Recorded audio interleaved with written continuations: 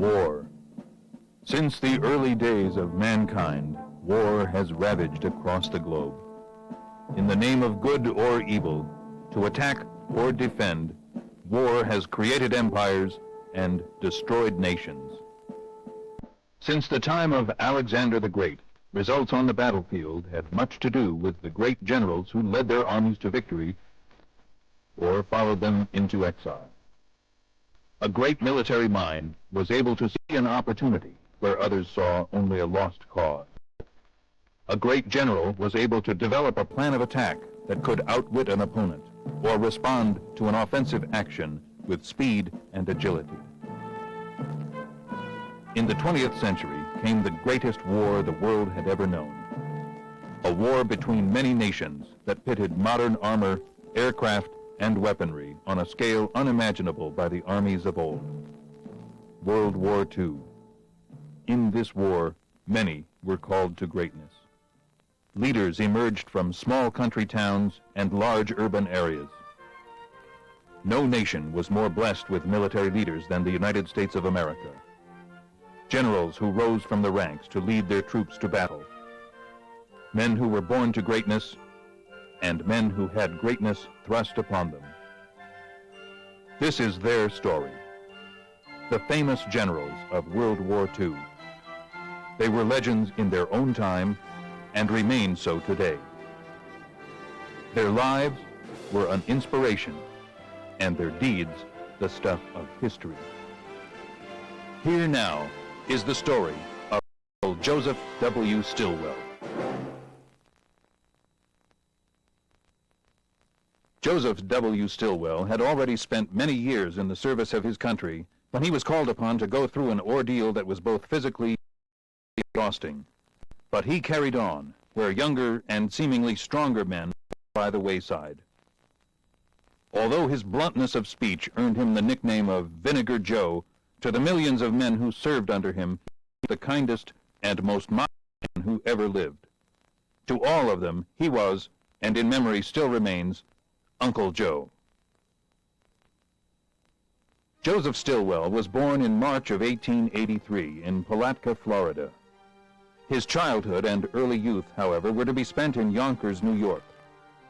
Even in earliest years, in appearance and in character, he was typically American, and so the decision to send Joe Stilwell to the military academy at West Point.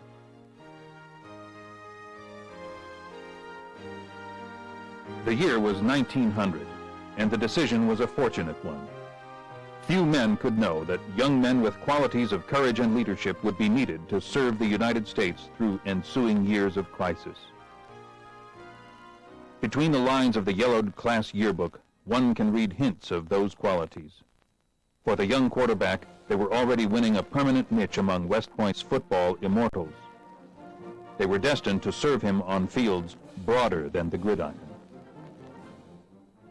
Graduation from the academy did not end Joseph Stilwell's association with West Point. The newly commissioned second lieutenant of infantry was to spend 11 of the next 14 years teaching a succession of classes. His field instruction, foreign languages. A natural aptitude in these subjects was to prove as fortunate for the U.S. as was the decision to make the military his profession. In the crowded years not spent at the academy, there would be an assignment to serve at schools and at tours of duty in the Philippines and at home. Meanwhile, history was setting the stage for the first of our century's major crises, World War I. In its flames, untried American leadership would be tested and tempered. Joseph Stilwell would be among those who received their baptism of fire.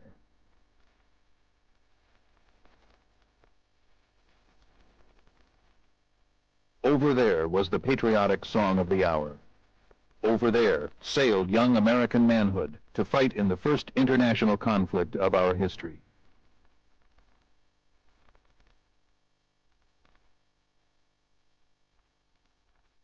With the temporary rank of Major, Joseph Stilwell disembarked in France during the bleak, disheartening December of 1917. There followed a brief period of service with the British Division. Then, with his fluency in French, he became liaison officer with the French 17th Corps.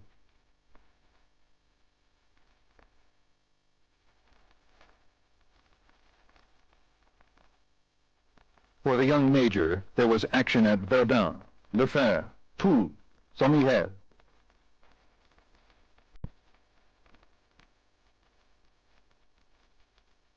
For his service in this last engagement, Stilwell, now Assistant Chief of Staff, 4th Army Corps, received the Distinguished Service Medal. "For military attainments of a high order," read the citation.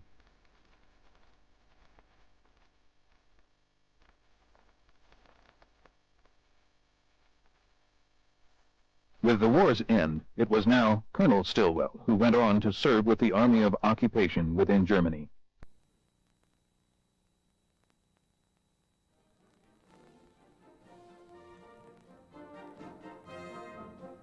There he remained until July of 1919. By now, the enthusiastic scenes welcoming American troops back to civilian life were past history. For a returned professional soldier, there would be no termination of service.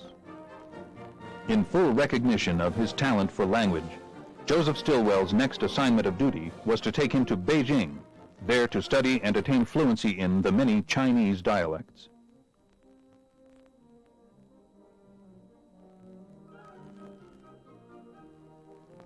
With him went his wife and their 3 children.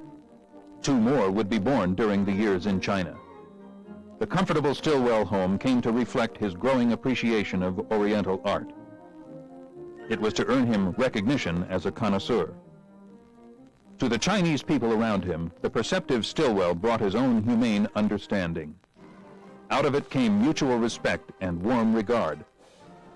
One day in the future, these would help forge military victory.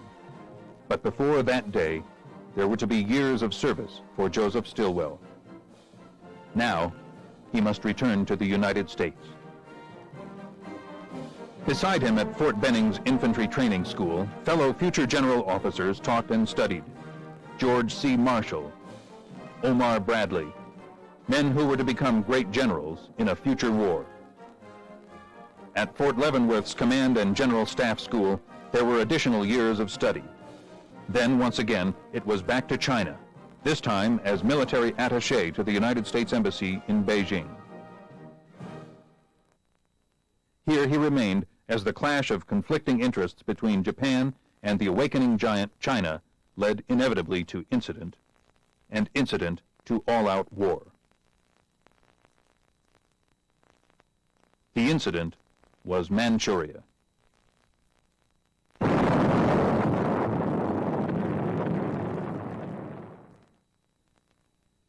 The military machine of the Japanese required no organizing. For the military clique which then held power had long anticipated this day. The overall plan was to decimate China, reduce her province by province.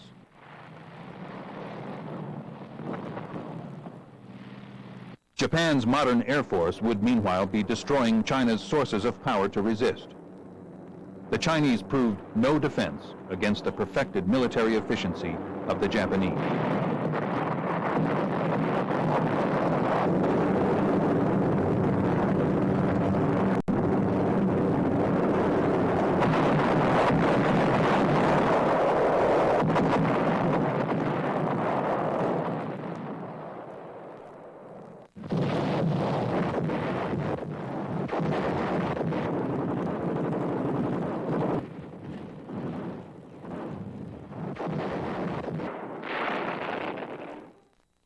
On hand, as American observer, was Colonel Joseph Stilwell. It became his growing and unshakable conviction that the Chinese soldier was a first-class fighting man, needing only first-class equipment, first-class leadership. Chiang Kai-shek, at that time thought to be the one leader able to preserve Chinese unity, was by now forced to withdraw to the interior city of Chongqing. From here, he sought endlessly to enlist the aid of other nations. There had already occurred the Panay incident, in which an American ship in Chinese waters had been sunk by Japanese bombers. This had crystallized the American sentiment that had long inclined to sympathy for China.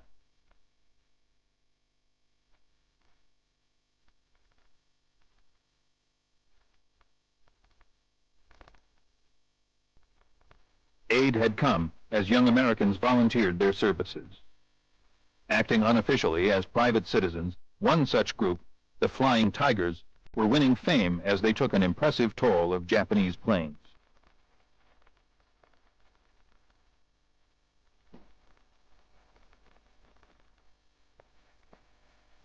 As China's armies engaged in their unequaled struggle, arms and equipment were now made available. To cut off these sources of material aid, Japan systematically occupied or blockaded one after another of China's port cities. In effect, Japan built a wall around China. Deprived of needed supply from without, a weakened China would be vulnerable to the heavy blows of the invading forces. The former American observer Stilwell, now back home again, serving at California's Presidio. A major general, he commanded the 3rd Army Corps. Step by step, history was setting the stage for its climactic tragedy. Out of that tragedy, Joseph Stilwell would emerge to play a heroic role.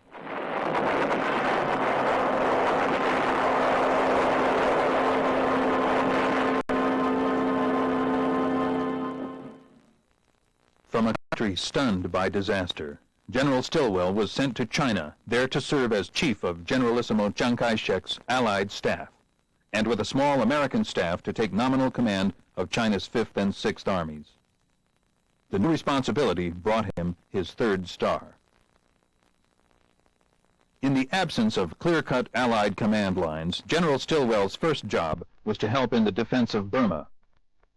Burma offered the only route by which material aid could be fed into China. China must be built up, made stronger and stronger until her allies could join her in going over to the offensive. That would be a far-off day, for President Roosevelt gave priority to the European theater of war. To build up China, supplies were trucked in over the newly built Burma Road. The Burma Road was started by the Chinese after the Japanese invasion of China in 1937. According to one eyewitness, it was scratched out of the mountains with fingernails.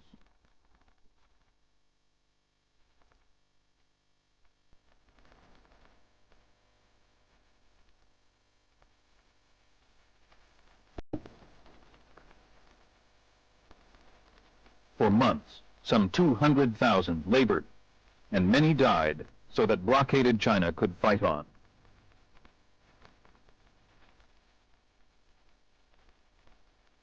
Late in 1939, the road was completed, following the ancient trade route used in the Middle Ages by caravans bearing silk and jade, amber and ivory.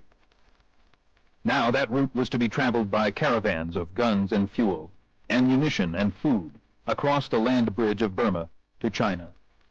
To keep that country alive in its struggle with Japan, just as Russia had been kept alive in its battle against Germany by the land bridge of Iran. The Nazis tried to destroy that lifeline, but it was saved by the British victory at El Alamein and by the Russians at Stalingrad. China was not as fortunate. 1 month after Pearl Harbor, the Japanese struck at the land bridge of Burma. A defeated China would mean India invaded, and increased pressure on General MacArthur and Admiral Nimitz in the Pacific. The invasion started in January 1942. Both on the ground and in the air, the Japanese had overwhelming superiority.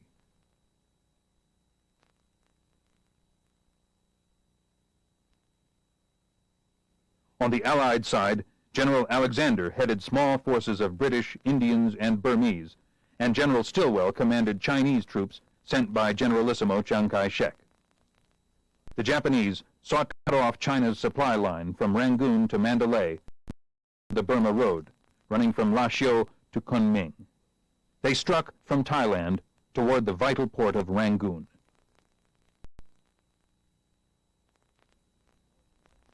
General Claire Chennault and his American volunteer group of Flying Tigers, together with small units of the RAF, helped to ward off the offensive. The Japanese attacked Rangoon in force.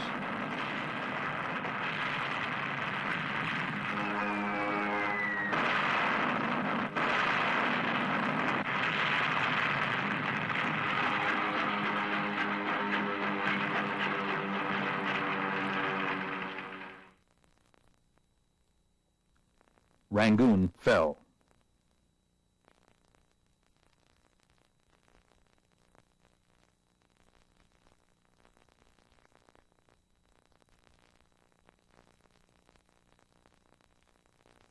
The enemy swept on to central Burma along the road to Mandalay, where, by air and ground, with the aid of 5th columnists and looters, they destroyed that city.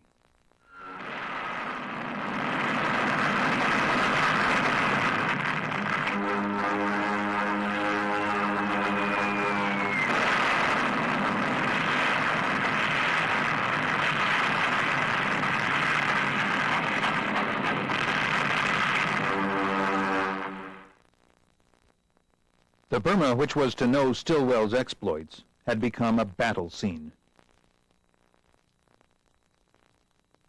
General Stilwell and his Chinese, together with outnumbered British, Free French, and Dutch troops, fought on. But the effort was doomed.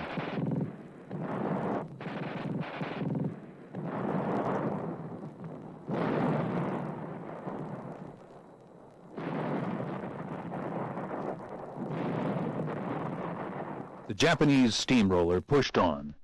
It had administered humiliating defeats to the Allies in the Pacific and elsewhere in Southeast Asia. It had taken over thousands of square miles, together with peoples and resources. Now it rolled across Burma. India's borders lay open to attack. Worst of all, that last vital land route, the Burma Road, lay useless.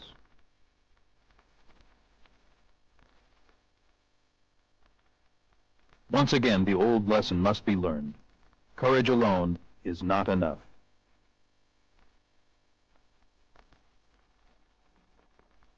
For the Allies, withdrawal became retreat. Retreat, a nightmare route. The Burma Road was cut. Thousands of refugees choked the roads as Alexander and Stilwell were forced to retreat with what was left of their armies.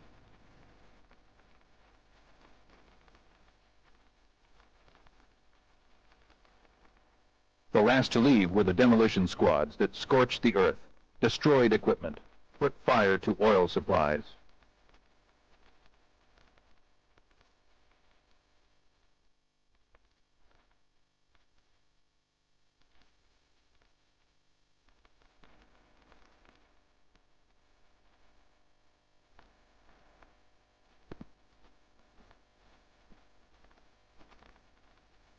As the Allies retreated, they were joined by an ever-growing mass of refugees, Burmese whose homes and lives had been shattered. The Allies did what they could for these refugees, and through brilliant leadership and individual fortitude, managed to keep ahead of the Japanese. They retreated along elephant trails, through jungle, across rivers and mountains, to the safety of India. In the ordeal, Joseph Stilwell's full stature revealed itself. Refusing the comforts his age and rank might have claimed, he personally conducted a group of 400 battered troops, Burmese nurses, and civilians to the safety of India. There, at New Delhi, he was to utter the now classic admission of defeat and announce his determination to go back and wipe it out. There was the honesty, directness, the tough moral fiber that characterized the man. I claim we got a hell of a beating. We got run out of Burma, and it's humiliating as hell. I think we ought to find out what caused it, go back and retake the place. The battered campaign hat and shirt sleeves now became a familiar sight as the job of regrouping and training began. Burma covers approximately the same area as Texas. On its western border lies India. On its east, China, Indochina, and Thailand. To many, Burma is a land of legend, a shrine of Buddhism with its pagodas, its fabled road to Mandalay, its colorful cities and villages, its strange and picturesque people.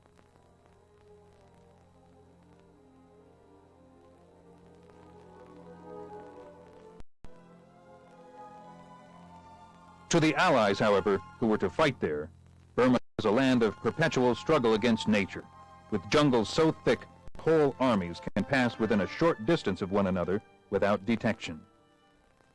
Wide and turbulent rivers that are almost impassable. Mountain barriers reaching their greatest height in the Himalayas, highest range in the world. It's a land of extreme climate, intense cold, heat, and monsoons. Rain as great as anywhere on Earth.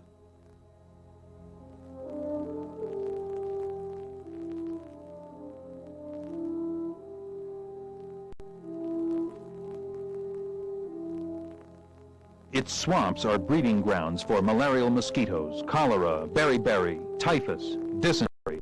Tropical fevers and sores plague its inhabitants. This was the land where Stilwell and the Allies had to fight.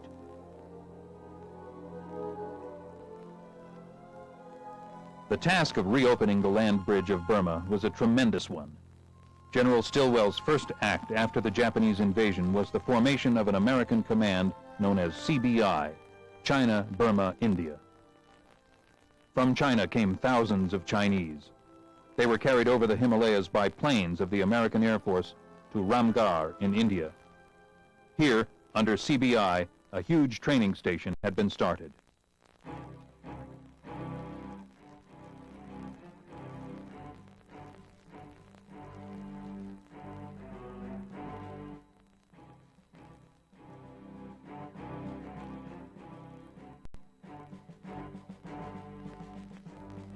On the British side, the Commander-in-Chief of India Command was Field Marshal Sir Archibald Wynne, later to become Viceroy and to be succeeded in his military leadership by General Sir Claude Auchinleck. On the shoulders of these men fell the responsibility of raising and training huge armies for the defense of India.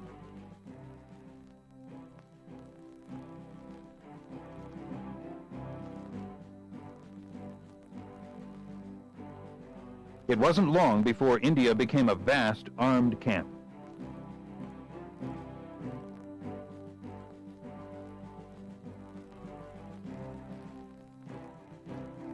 From the independent kingdom of Nepal came the Gurkhas.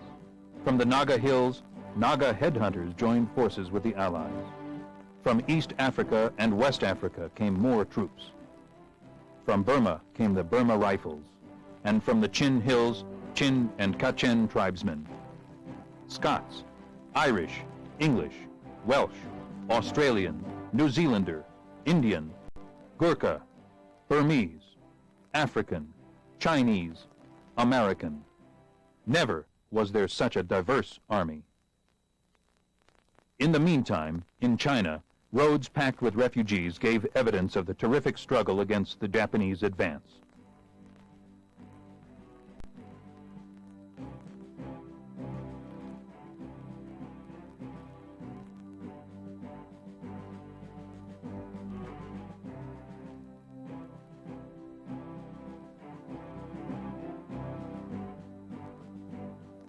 There were attempts to push through other trails. Mule packs were driven over the Himalayas to China at freezing altitudes. But the cargo they could carry was pitifully small, and the time it took incredibly long.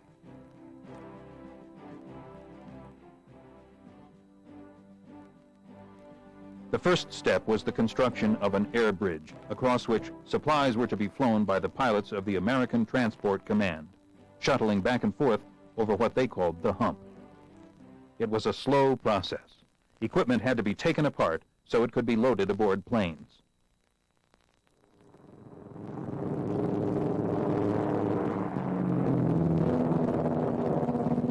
It was flown across Burma, over the Himalayas, to Kunming in China. Enemy interception, particularly from the important airbase at Mishinau, denied them a direct line and forced them north over a much higher route. They flew across jungles, through mist and fog, over mountains often at altitudes of over 20,000 feet. The menace of Japanese planes was ever present.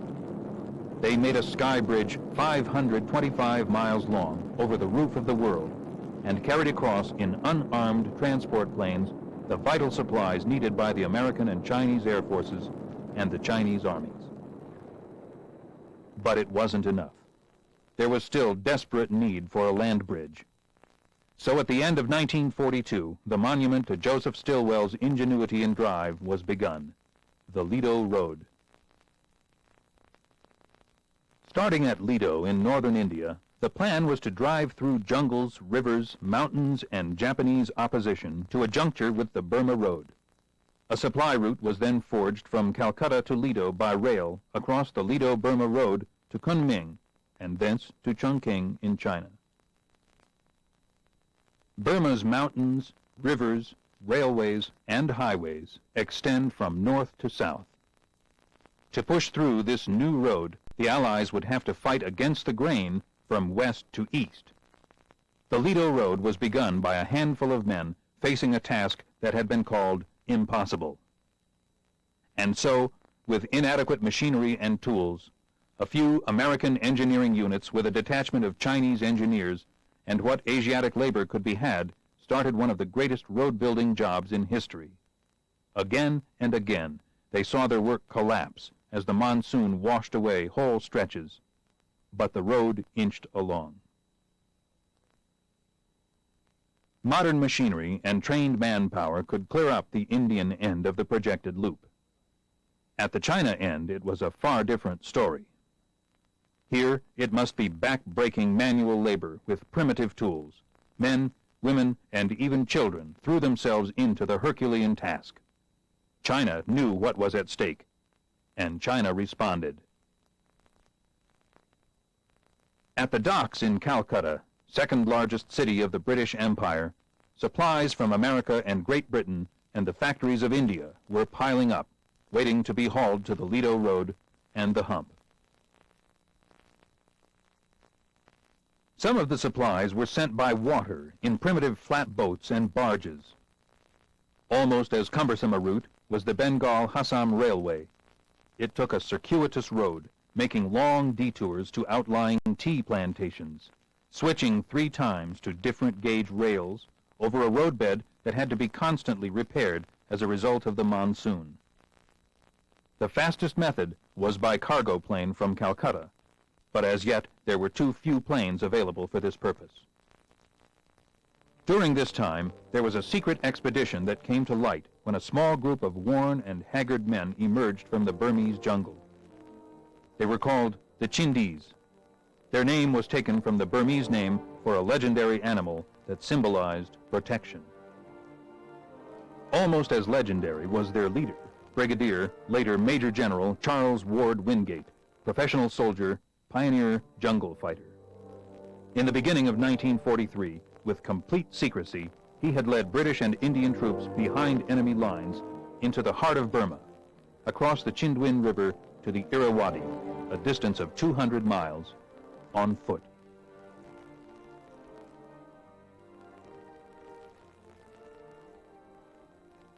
About this time, the first Quebec Conference took place between Roosevelt, Churchill, and the American and British Chiefs of Staff. Here, new plans were evolved for the war against Japan. A new command was formed, Southeast Asia Command, combining the British and American operations. The appointment of Supreme Allied Commander went to Admiral Lord Louis Mountbatten, former Chief of Combined Operations in Britain and leader of the Commandos. General Stilwell was appointed Deputy Supreme Allied Commander, in addition to his duties as Chief of Staff in China and head of CBI. Back in Southeast Asia, Mountbatten set up his Allied headquarters, choosing as its emblem the phoenix, the symbolic bird that emerged from the ashes of a destroying fire. Meanwhile, on the Lido Road, construction was progressing. Colonel, later to become Major General Lewis A. Pick, in command of the engineers. "The Lido Road is going to be built," said Pick. "Mud and rain and malaria be damned." The increase in material aid was making greater demands upon air transport. Suddenly, the hitherto ignored operation captured the imagination of the outside world. Flying over the hump became a familiar phrase. Behind the phrase lay the reality of every type of plane available, many lacking modern instruments, flying back and forth in unpredictable weather, their route over uncharted and treacherous mountains. The stockpile for this, seemingly the sideshow of the war effort, was mounting. The tools of battle were now ready and waiting to help settle an old score. The Asian theater had been remembered. Air power opened a prelude to attack. And to sustain it, fighters and bombers of the newest types arrived in increasing numbers. Soon, the prelude to attack was no longer a curtain raiser, but the first stage of fiery assault. The day had come. Men from China, from all parts of the British Commonwealth, from India and Burma, and from far-off Africa. Men of many races, many tongues were on the march, and with General Stilwell's diverse army, a growing number of American units. Among them were General Merrill's troops, experienced fighters from the Pacific. Merrill's Marauders was to be their popular name, as they helped make history. As the bulldozers and tractors cleared away obstructions, Chinese infantry and artillery, trained by the American Army in Angaur, India, moved ahead to clear enemy opposition. Along this route, another great engineering project was starting, a fuel pipeline from India across Burma to China. Over 2,000 miles of pipe was laid, a huge artery across the savage terrain, to carry a transfusion of gasoline, diesel oil, and lubricating oil, each in its turn for the trucks and tanks, the machines, and the planes that were fighting in China. In 2 years of preparation, General Stilwell had molded a machine to beat the enemy at his own game, mountain and jungle warfare. Man-made weapons would exact casualties, but losses even heavier were inflicted by malaria, dysentery, hepatitis, and a wide range of tropical diseases. For the men who fought, Japanese metal could hit as hard, sickness could be as crippling as in any other theater. For them, Burma was no sideshow. Another problem was the treatment of casualties from enemy gunfire. Wounded men were sometimes carried miles by foot, by raft, mule, jeep, truck, ox cart. One of the great heroes of this campaign was Colonel Gordon Seagrave, formerly an American medical missionary who was with Stilwell on his retreat from Burma and went back to that country with a group of nurses of various native races and a series of mobile hospital units. Seagrave and his men and women performed operations under the most primitive conditions. The conquest of disease made huge strides. Now, the conquest of the Japanese had to keep pace. More and more Chinese were being trained at Angaur in India and at Kunming in China. These were to become part of the forces that were to strike at the enemy from the China-Burma border across the Salween River. In northern India, the Chinese-American composite wing had been organized by Major General Claire Chennault for the Generalissimo. A picked group of American volunteers was instructing Chinese pilots and crews to fly the latest type of planes. Cargo planes shuttled back and forth over the hump to China. Advanced troops in the Lido Road Drive were supplied in the air by the Troop Carrier Command. Supplies were carefully packed according to weight, size, and breakability. Then they were loaded on planes with parachutes attached. Now, to find the men hidden in the jungles who needed these supplies. In twisting mile-deep canyons and jungle-covered terrain, a miss by a few yards could be as bad as missing by a few hundred miles. The Allied Air Force of British and Americans in the newly formed Eastern Air Command bombed and strafed Japanese strongholds. In India and in China, huge air bases were being built for a new and powerful weapon, the B-29 Super Fortress. Thousands of Asiatic laborers, men, women, and children, used whatever tools they could find, no matter how primitive. Seemingly everywhere was lean, raw-boned Uncle Joe, as he was referred to generally. Bluntness had also earned him the title Vinegar Joe. Doubtless there were saltier names coined in the ranks.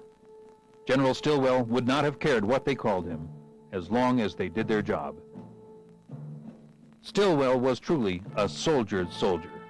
He shared the hardships and dangers of his men and gave the phrase real meaning.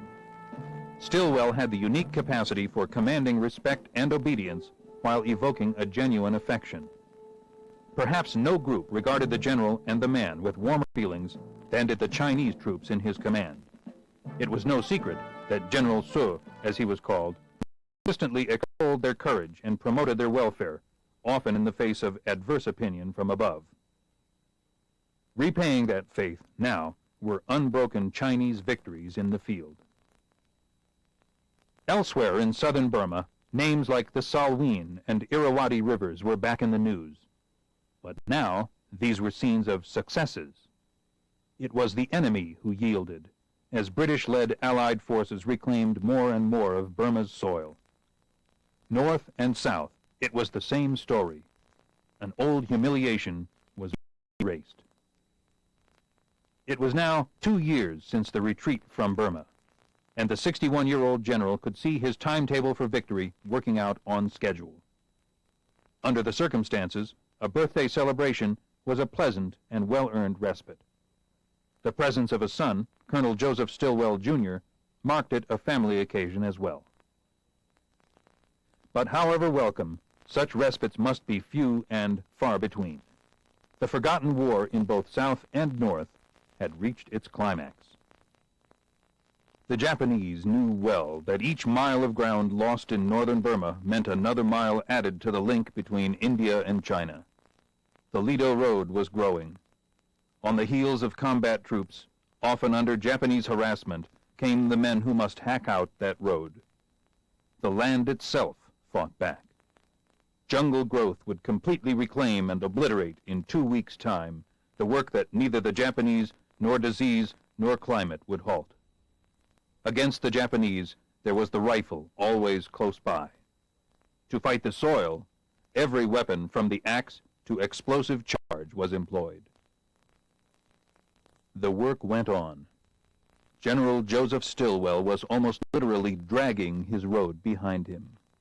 Yet, as he pushed on, and the Japanese grudgingly yielded, the mule trail became a road. In relative safety, engineering could expand the road into a solid truck route. As it neared completion, the derisive phrase, "impossible road," was heard less often. Across jungle-covered plateaus it stretched, across rivers untamed since the creation, yet now they have been harnessed and bridged. Across mountain ranges it traveled to narrow the gap between India and China. Then inevitably came the great day, the day when a first convoy could move along its 1,044-mile length. The enemy had been pushed out of northeast Burma, and the way lay clear. Considering the difficulties and the hardships that had been borne in shaping its tortuous route, it was truly a military miracle that it was built. The Lido Road was now a reality. The first convoy rolled into Kunming, a token of the supply flow to follow. Honoring the man who had weathered all opposition to build the route, it was renamed the Stilwell Road. 4 months later, Allied command could announce victory in Burma. What of the man who had built the road and forged that victory? The tides and cross-currents of events had taken him far from what would have been his hour of triumph. Receiving his 4th star, General Stilwell came home to serve as commander of ground forces. Then, after the Pacific, for a tour of battlefronts and installations. In the course of those next months, he became commander of the 10th Army. Later, he was to serve as commanding general at Okinawa. But wherever the assignment, the Stilwell story remained unchanged. He was still blunt, unassuming Uncle Joe. The general with no patience for pomposity and pretense. He was still the gaunt, typical American who somehow reminded of the symbolic figure, Uncle Sam. More important, he was still the Joseph Stilwell with an understanding of the men in the ranks and a talent for winning their affection. It was, of course, his own feelings being reflected, as warm feelings always are.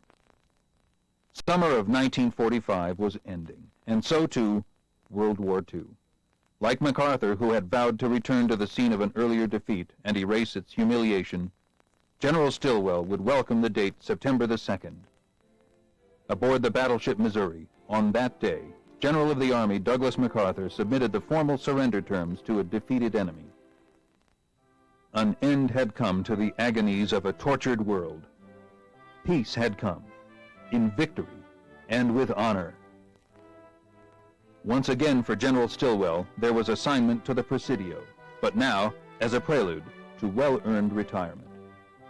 At nearby Carmel was his family and the home he loved.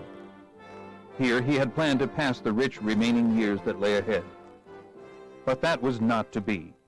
On October 12th, 1946, after a short illness, stout-hearted Joseph Stilwell died. By his own instructions, any pompous ceremony was omitted. His ashes were strewn out on the Pacific, in an area he knew well and loved. At West Point, one can still find Stilwell's old campaign hat and combat boots. There hangs, too, a portrait that pays tribute to Joseph W. Stilwell's career of service to his country, to the men he led, and to the example of leadership that he gave America. He was, indeed, one of the great generals of World War II.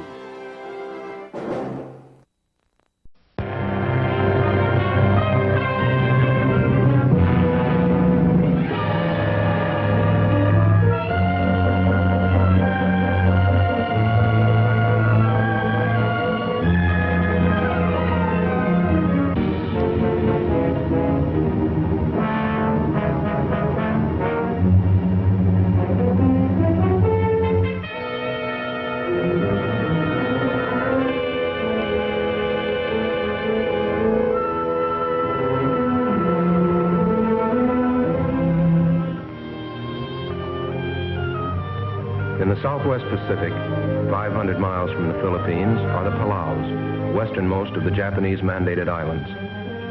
On a tiny one called Peleliu, the Japs have a good airstrip.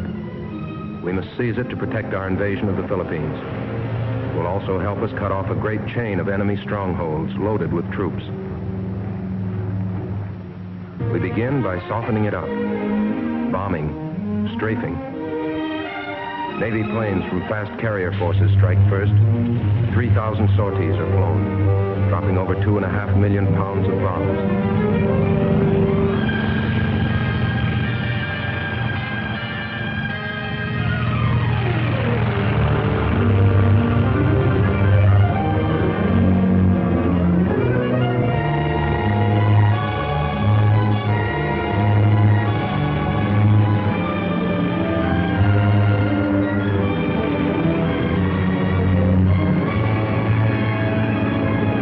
Heavy bombers of the Far Eastern Air Force fly 400 sorties to add another 2 million pounds.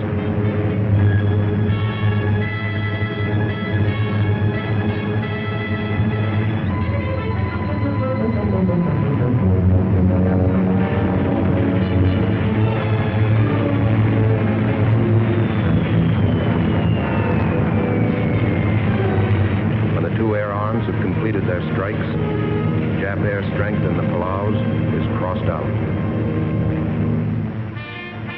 The stage is now set, and from their bases, Guadalcanal, Pearl Harbor, the Marshalls, come the assault forces.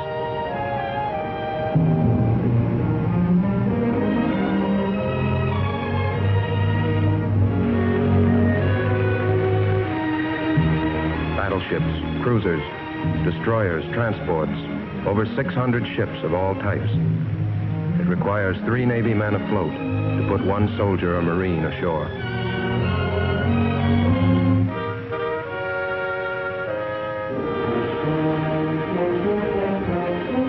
The 1st Marine Division is in those transports over there. They'll take Peleliu. And in these is the 81st Army Division. They'll take Angaur 6 miles south, which also must be held before Peleliu is secure.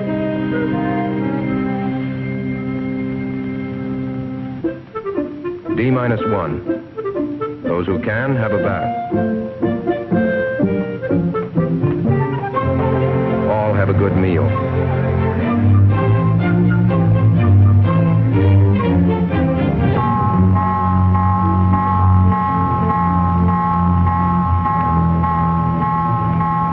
Man your battle stations. Close all watertight doors and hatches.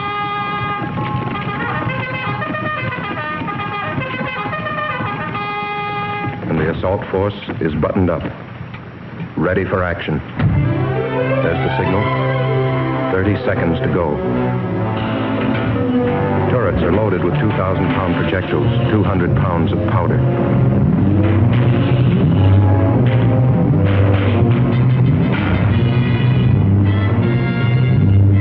And 300 heavy guns train on the target. Ready? Commence firing. During 3 days and nights, the Navy will pour 6,000 tons of hot steel on the island. Take those small guns, the 40 millimeters. They alone will fire 100,000 shells.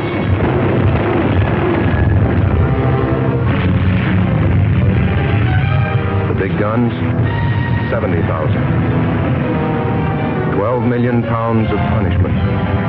The enemy is well dug in over there, holed up in strong pillboxes and deep caves. This will kill a lot of them, soften up their defenses. But the Marines will have the bulk of the Jap strength left to face when they get ashore.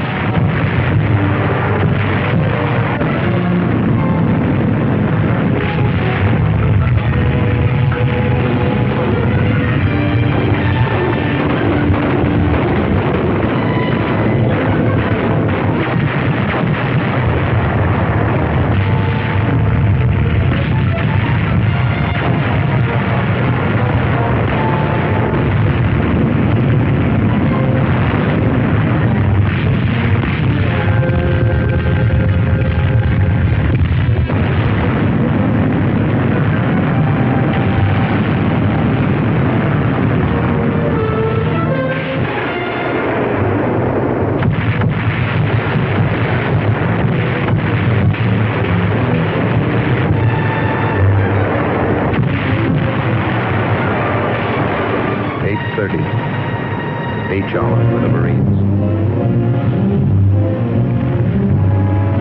3 regiments will land abreast on a 2,000-yard beach. The 1st and 5th will pivot left and head toward Bloody Nose Ridge. The 7th will pivot right to secure that flank.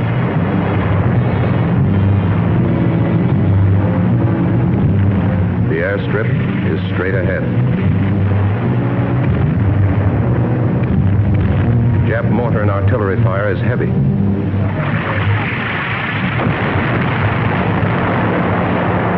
The first wave is pinned down.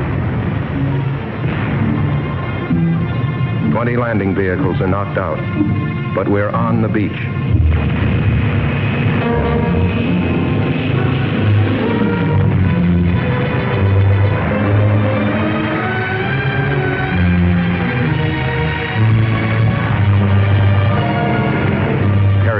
Strafing Jap positions.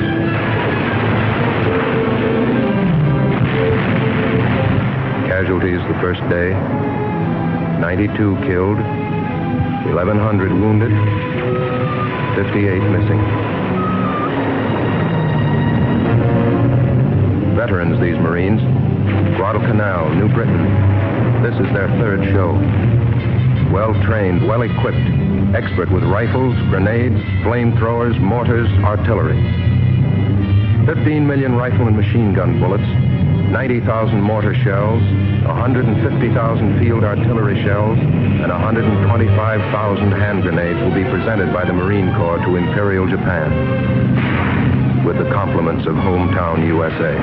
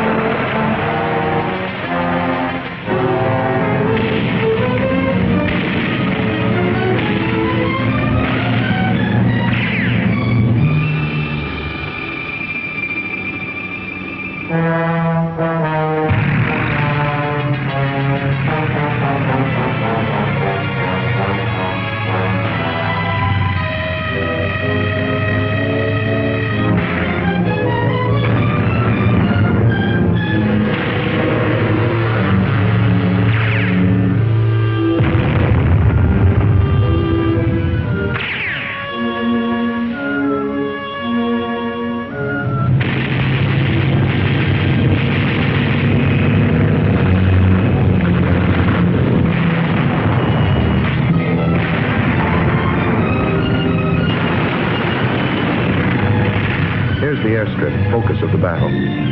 That's Bloody Nose Ridge in the background, 1,000 yards away. Up there, the Jap is heavily entrenched in a honeycomb of caves and fortified positions. That's where he'll make his final stand.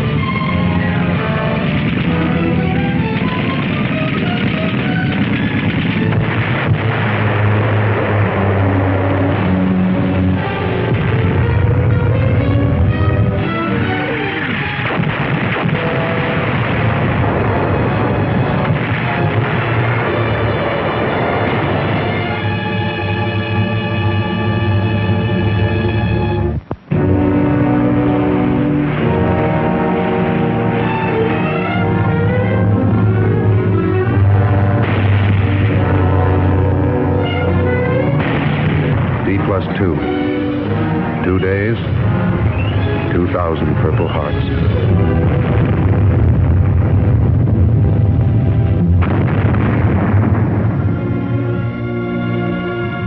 Some of these Marines were on Peleliu for only a few hours. Some will remain forever.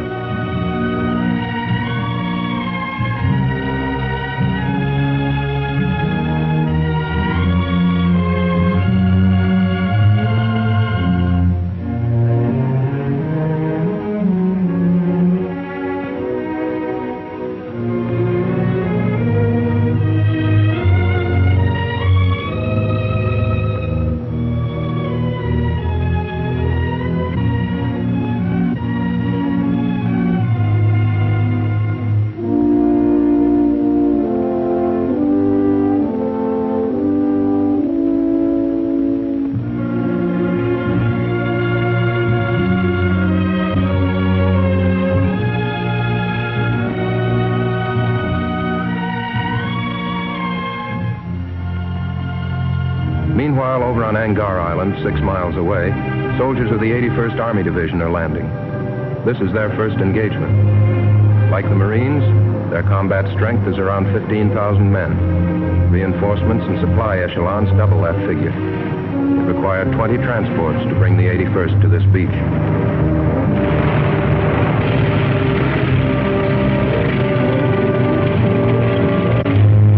Again, the pattern of war in the Pacific.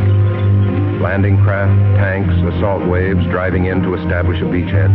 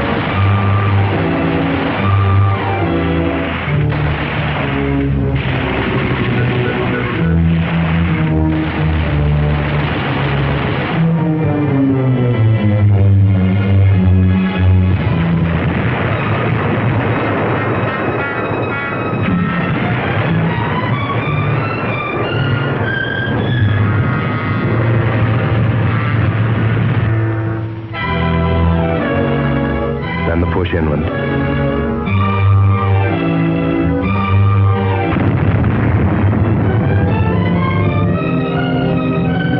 Here too are caves, pillboxes, and blockhouses. From the same type of enemy.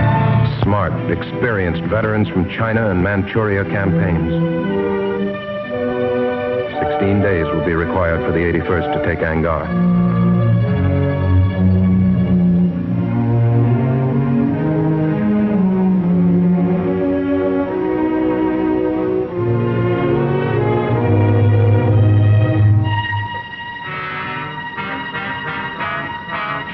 Back at Peleliu, the Japs attempted to bring up reinforcements during the night. They were repulsed, but a few concealed themselves on these sunken boats. Snipers.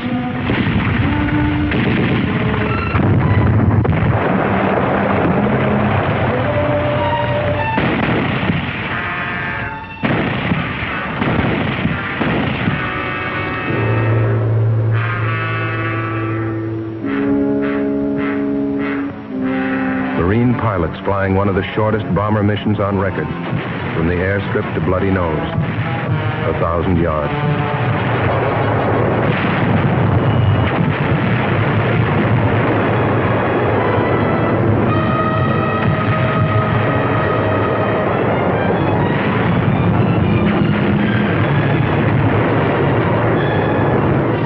The Marines are struggling yard by yard for Bloody Nose Ridge.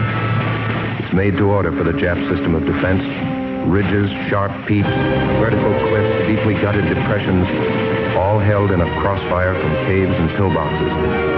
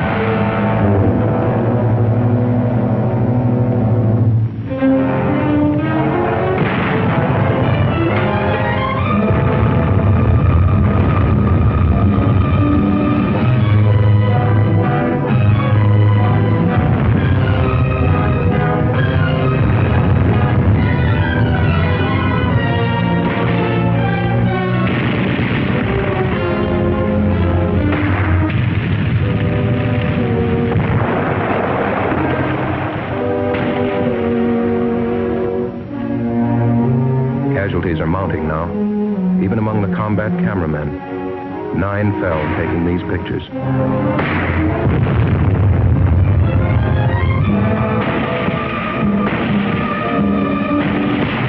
Elements of the 81st Army Division, tanks, infantry, come over from Angaur to help out.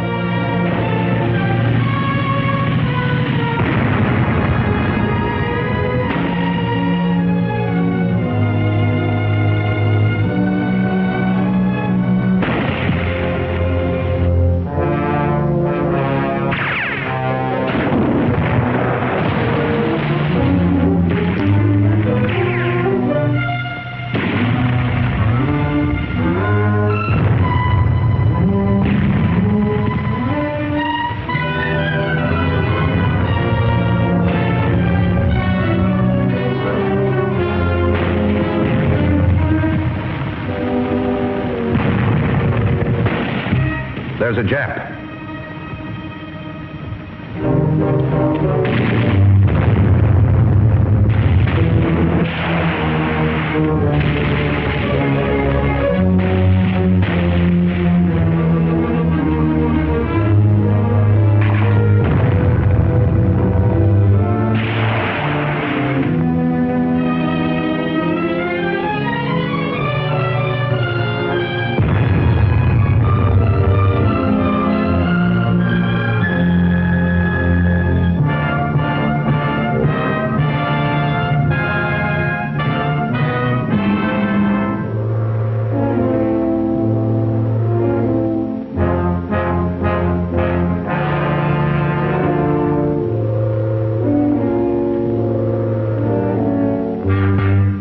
Finally, it's over.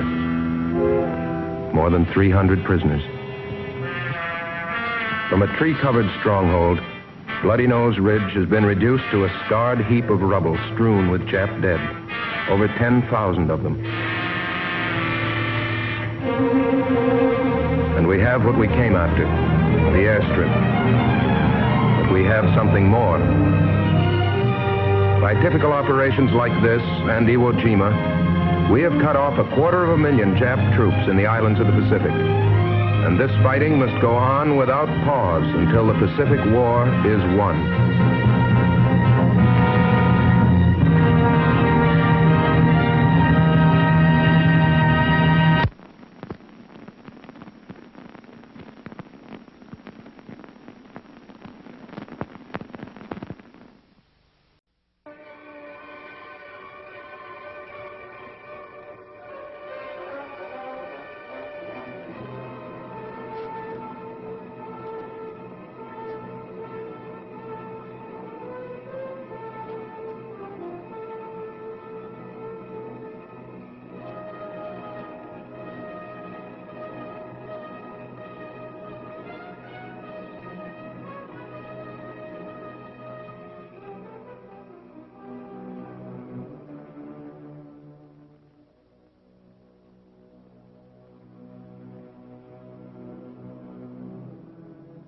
June 9th, 1944.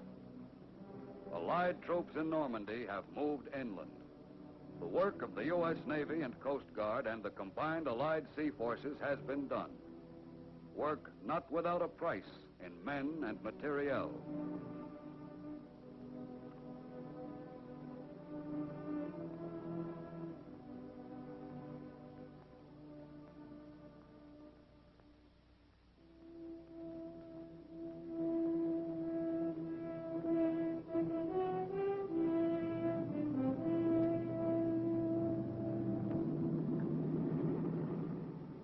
Began many months earlier. In Chesapeake Bay and other sections of the American coast, untested sailors and soldiers learned the task of getting from ship to shore. But that time, the shore was a friendly one.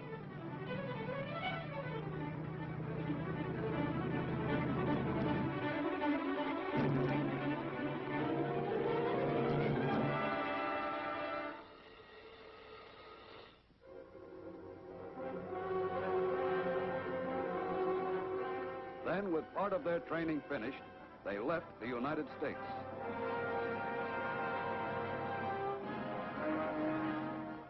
Late in the winter and all through the spring, the great convoys moved eastward across the Atlantic. Aboard all the transports, life was the same. The troops relaxed and waited for the voyage to end.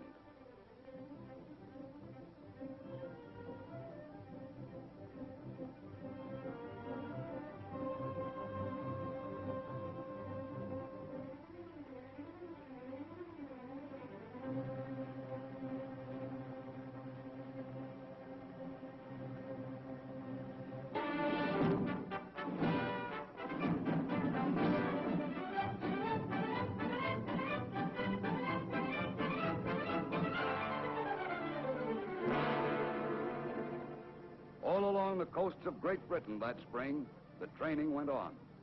Navy and Coast Guard landing barges practiced landing operations day and night.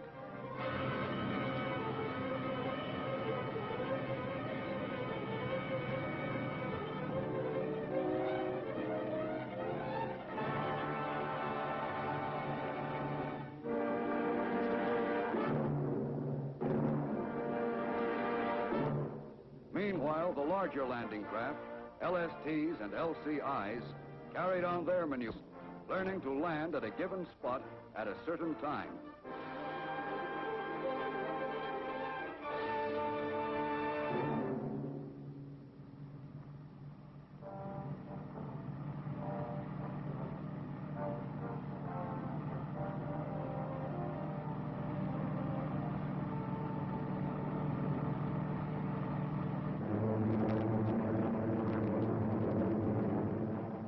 All the days of preparation, Allied planes, thousands of them, continued to soften enemy defenses and communications in daily raids.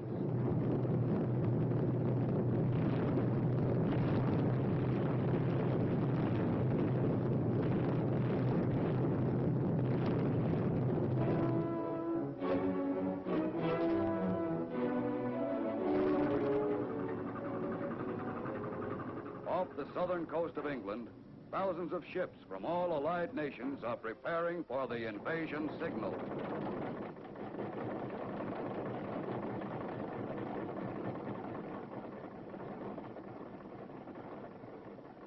Navy and Coast Guard crews make last-minute preparations.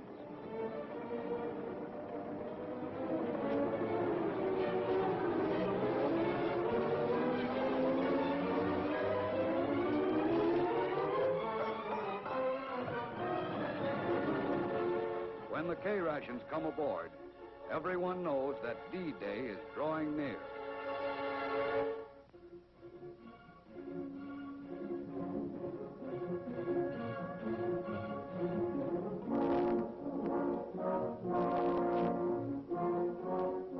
Somewhere in southern England, troops embark on LCVPs to be ferried to the waiting transports offshore.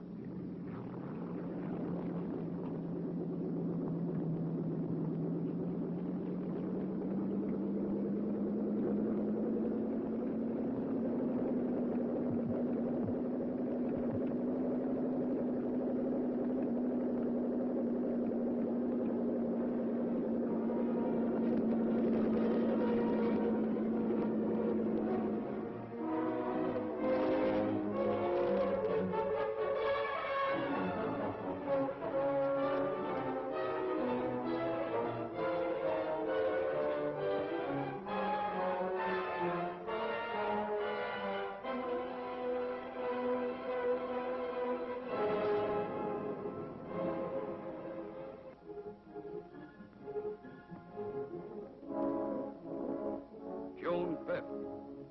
The LCIs are loaded. The next time these men step ashore will be on an enemy beach. There's only a little time left to relax.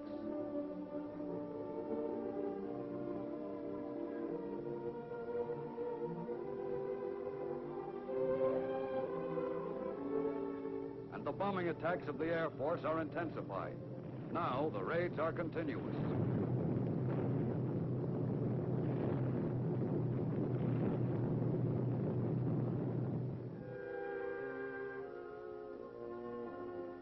At ports of embarkation, the troops prepare themselves for their greatest battle.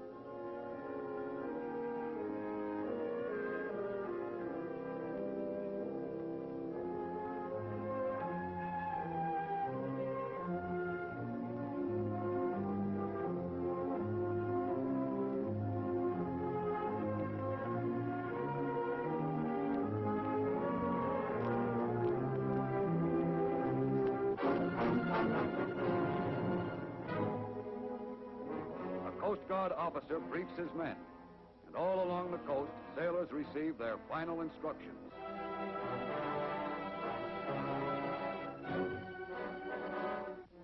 At last, the ships leave the coastal waters and move out into the channel. The slow LSTs loaded with heavy equipment, the transports loaded with men.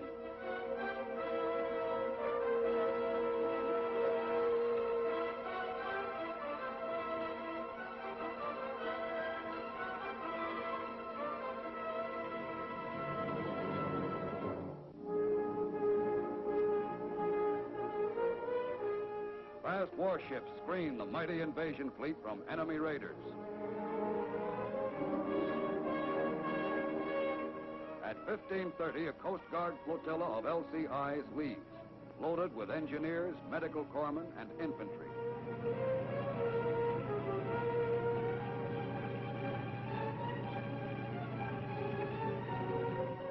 D-Day approaches, and the ships are in their assigned positions.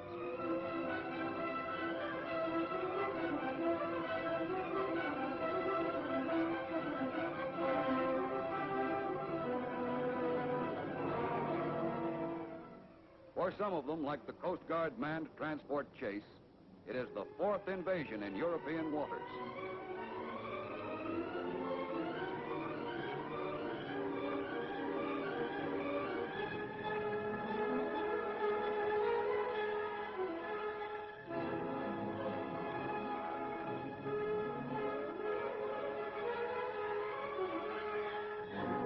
The only planes overhead are friendly.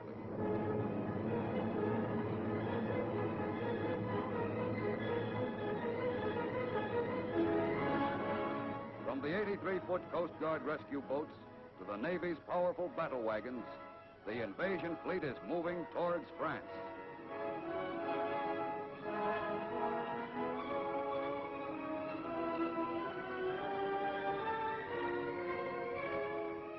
And below decks, officers study the maps that mark the invasion beachheads on the coast of Normandy.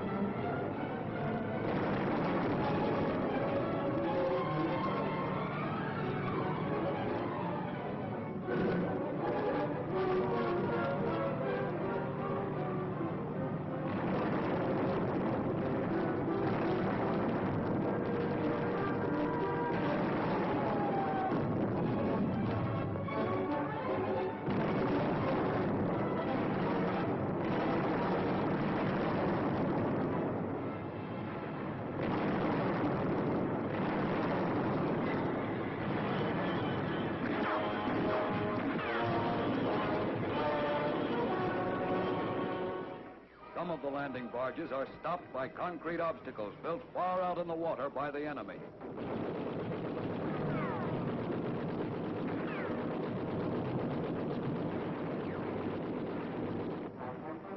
Offshore, the larger landing craft approach the beachhead slowly.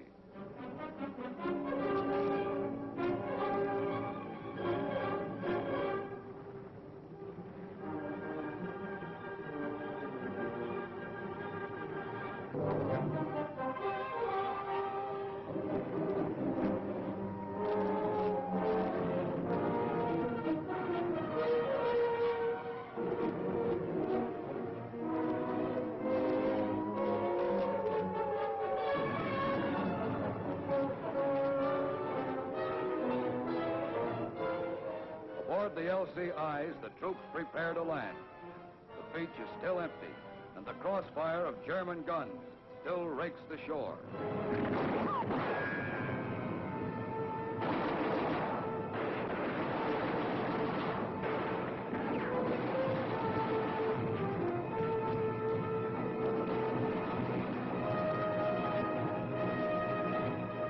Out of enemy firing range, the LSTs wait to move in until the beaches are cleared.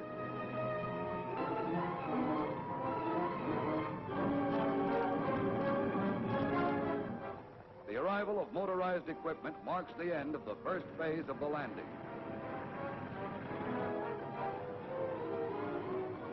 The LCIs, their first loads of men now on the beaches, go out to the transports to ferry more troops inshore.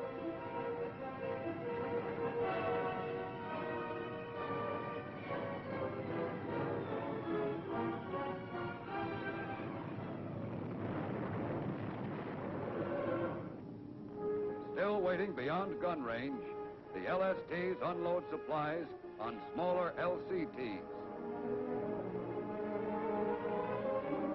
Heavier equipment is transferred to giant rhino ferries, flat-bottomed barges that will land it ashore. And reinforcements arrive, thousands of men.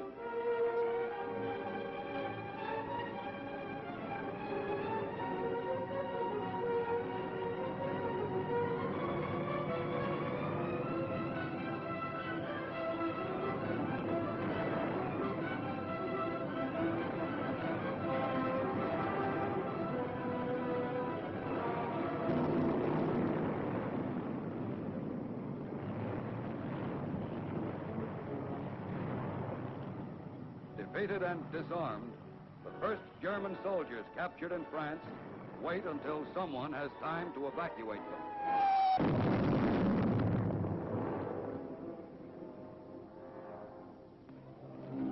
Out in the channel, the rescue boats of the Coast Guard are looking for survivors and aiding damaged vessels.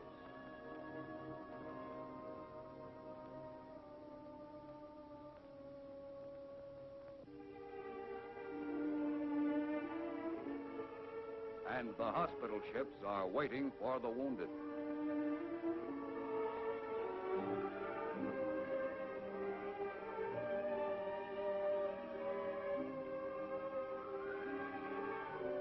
From a damaged Coast Guard LCI, a wounded man is transferred to another ship.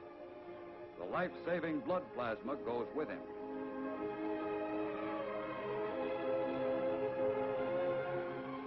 Another Coast Guard manned LCI, badly crippled, could not reach the shore, and its wounded are removed.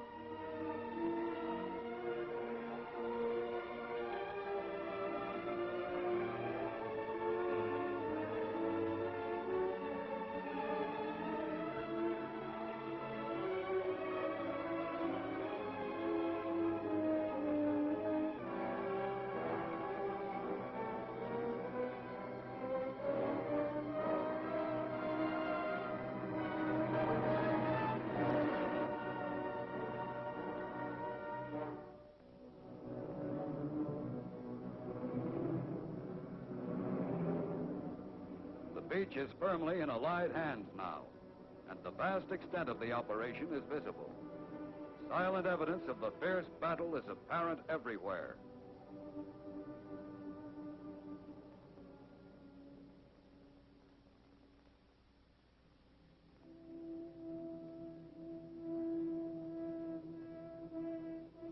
But in a few days, many of the damaged ships will be afloat again.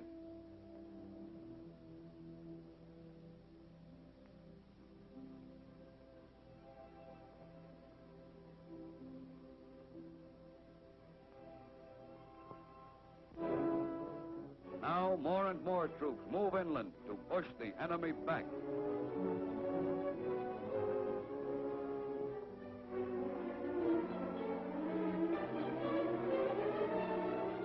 And the LSTs land their cargoes on the beach.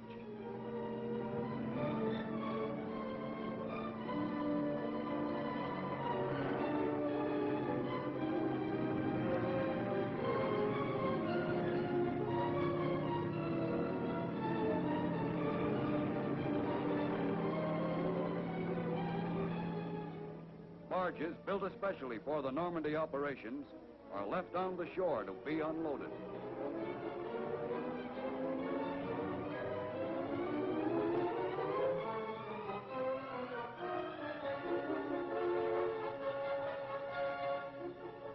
During the daytime, there are only Allied planes in the air. But at night, German bombers harass the beachhead and drop mines offshore.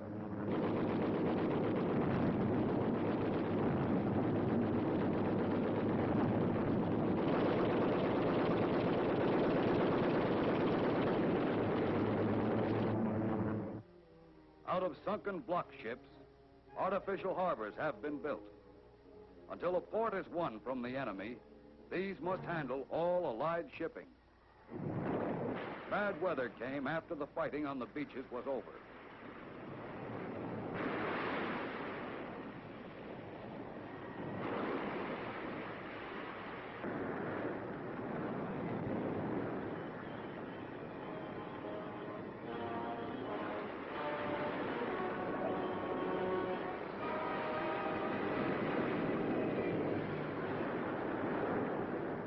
The heavy storm left a trail of damaged ships.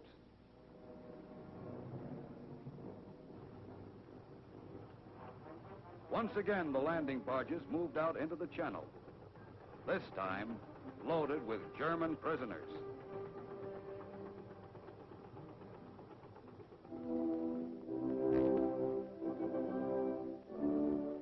In England, prisoners board a Coast Guard transport.